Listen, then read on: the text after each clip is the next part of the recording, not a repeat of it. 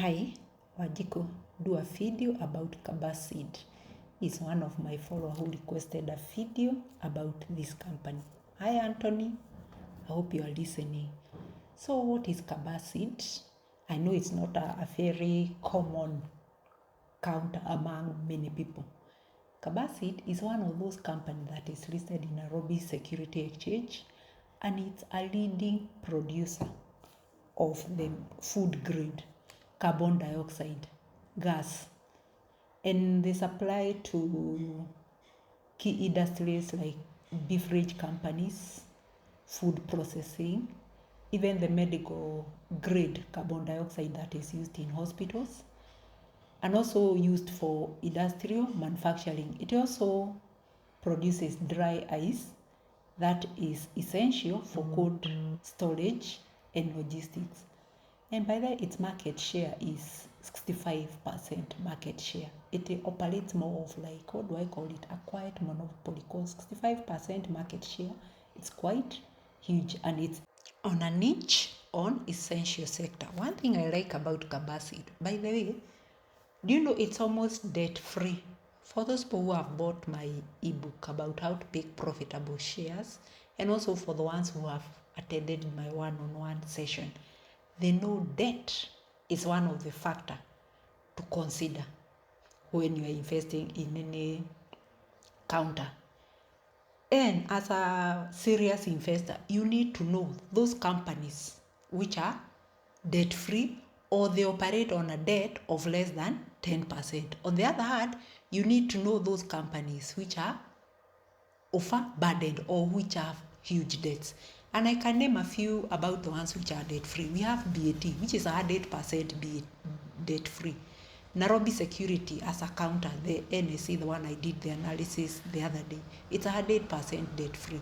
Then we have the Capchoria T and YTK, 100% debt-free. Then Carbacid now comes with less than 10% debt. That is a good company. So if you look at the financial strength of Carbacid, comparing the revenue growth from 2021 to 2025, they usually do their books of accounts by 31st July. So their year ends in 31st July. If you look at the revenues, they have grown over the years. Because if you look at the books which were reported last year, July, their net profit was 1 billion, and also their revenue was 2.1 billion. And if you compare that like 5 years ago, in 2021, their revenue was 906 million. So from 906 million to 2.1 billion, that is a good growth. It's like it has doubled over the years.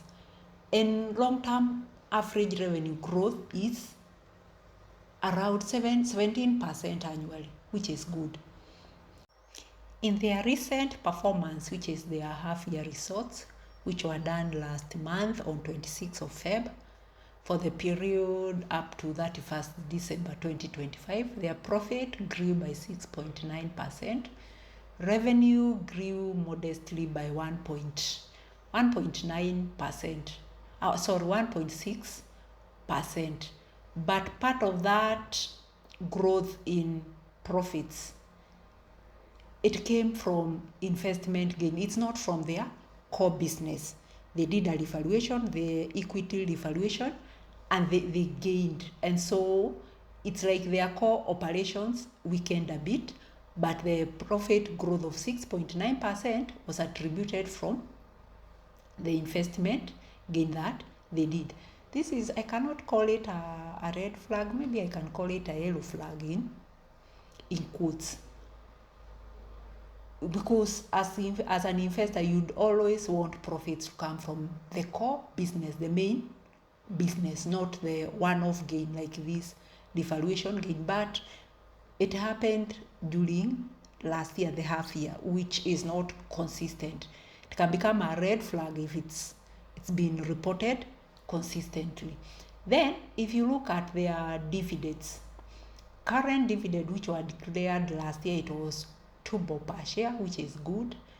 Dividends have grown steadily over the years. 2021, the dividend was 1.60. 2022 up to 2024, they were paying an annual dividend of 1.70. In 2025, it was 2 bob. Let's see once they do their full year results by 31st July, how much dividend they are going to declare for year 2026. And by then, they have maintained an unbroken dividend records for decades, even before some of us were born, since the 1980s. That is good. Then, if you look at their debt, I've said their debt is 10%, which is good, because this is one of the things that you look for when investing in a share. So what does a debt possession mean of 10%? It means the company is not heavily relying on borrowing. It has financial stability, and it can survive any downturns better than a company which has a lot of debt. In simple terms, it means that it's a cash generating business which is not driven by debt. You know, some of those companies which have huge debts, like KQ, it has a huge debt. If you remember, at the River Mining, Cement had a huge debt. And in fact, that debt led to its collapse, because anytime there is an economic downturn, those companies with huge debt are affected. In conclusion, why would you consider investing in Carbacid? One of them, it's like a market leader, because 65% market share is quite huge. It's a market leader in a niche industry. Thus, that the food grade carbon dioxide is not produced by many. Then the high profit margins, it has good high profit margins. Then strong and consistent dividends. The fifth one, which I've insisted, is the low debt and a strong balance sheet and a proven long-term good records. However, there are some risks to consider. One of them, it's like growth is slowing down if you check the half-year results. And this, it's like becoming more of a mature company now. Then the other risk is its demand depends on economic activity. So if the economic activities go down, the demand for its products go down. Then the other risk to consider is the recent softness in cooperations. You can see it's like their cooperations have a little bit weakened. So that is something to consider. And then because it's not so much known by many people, in fact, Carbacid, not so many people know about it. There is a risk of low trading activities. You cannot compare it with equity. You cannot compare it with Safaricom. It's more of a less liquidity share in Nairobi Security Exchange. Thank you.